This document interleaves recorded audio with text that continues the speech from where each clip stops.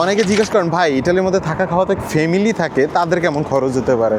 যদি ফ্যামিলির খরচের কথা বলি তাহলে ফ্যামিলি খরচ হলো আপনার খাবার দাবারের 350, 400, 500 ইউরোর মতো চলে যায়। এটা ডিপেন্ড করে ফ্যামিলি মেম্বার এবং তারা কেমন খাবার দাবার করে সোয়েটার উপরে।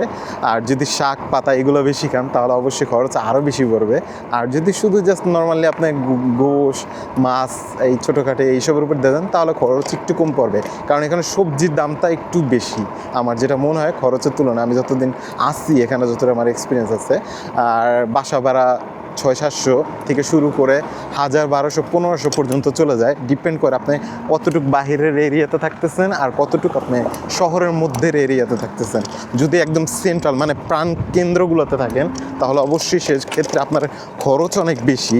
আর যদি একটু বাহিরের এলাকায় থাকেন তাহলে অবশ্যই আপনার খরচ একটু কম। এই হলো মোটামুটি একটা আইডিয়া দিলাম। যদি আমার ভিডিও ভালো লাগে থাকে তাহলে অবশ্যই লাইক কমেন্ট শেয়ার করতে বলবেন না। যদি কোনো আপনার প্রশ্ন থাকে তাহলে অবশ্যই আমাকে কমেন্টসে জানান। আমি ইনশাল্লাহ নেক্সট ভিডিও আপনার কমেন্টসের উত্তরেই আমি দিব ইনশাআল্লাহ। আল্লাহ হাফিজ, আসসালামু আলাইকুম।